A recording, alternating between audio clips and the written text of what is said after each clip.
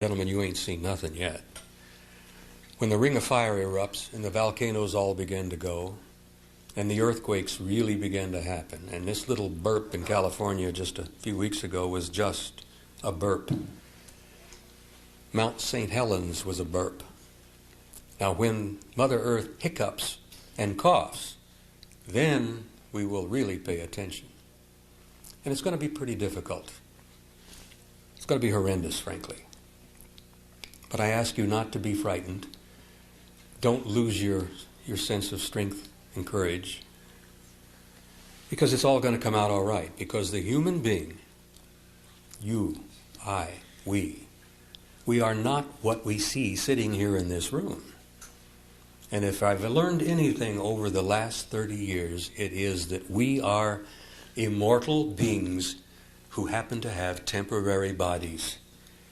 We are not bodies with souls, we are souls with bodies. And this little piece of whatever, when it's over, we've used it up, we've worn it out, and I've been well on my way to wearing this one out. We lay it down, we cast it aside, and we go on. And life goes on forever. So whatever happens in the years ahead, the difficulties you're going to encounter, bear that in mind, that you are an immortal being, and that every great religious teacher from the beginning of our recorded history has told us the same basic story. And every great religious teacher, and I say all of them, not only Jesus of Nazareth, not only Zoroaster, not only Krishna, Buddha, Muhammad, all of them have had the same basic source. And they have come to us from this infinite civilization of life out there, slowly, gently trying in the best way they could to teach us to grow up. Well, the time has come. We have to grow up. We have no other choice. Some of the stuff that's going on in Yugoslavia today, the stuff that's going on in Lebanon, my God, I could go on for 15 minutes and talk about the heartbreak, the bloodshed, and the savagery, where human beings are still butchering each other out there in 1994, for God's sake. That has got to stop. We have got to realize that we, the human race, are all one single form of life. I've studied history over the years, and it became apparent to me some years ago that in the tapestry of human experience, and this incredibly beautiful tapestry with all of the colors, going back from the beginning of our recorded history, there is a single golden thread running throughout that entire tapestry that ties us and links us all together.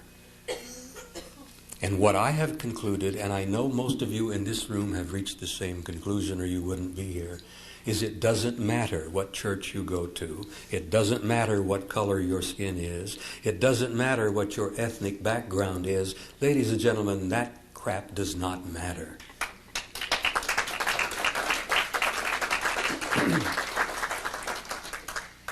And if we're going to be capable of going through the door that's being opened for us, as I said, we're going to have to go through as one people and one planet with one future. Or so help me God, we may not be allowed to go at all. And we're running out of time. And I call upon each and every one of you to inform yourselves. Join this little crusade, or whatever you wish to call it. Spread a little knowledge and a little light. Spread some hope around among your friends and family. Because this world needs a little hope. It needs some light. It needs some understanding. It needs some confidence that there will be a tomorrow. I was in Budapest a year or so ago, and a young mother came up to me with a little baby. And this is a true story. This is not something that I'm making up for you. And I had more or less presented the same kind of thing. And she asked me, she says, "Do you really think that we have a future?" She'd come out of all those years under the communist yoke. Hungary had just recently become independent from the communist masters. And she was scared literally to death that there might not be a tomorrow. And she held that little dude in her arm and she says, "Will he live to grow up and see something?" And I says, In my view, yes, he will indeed. He will inherit a world that you can only begin to dream about.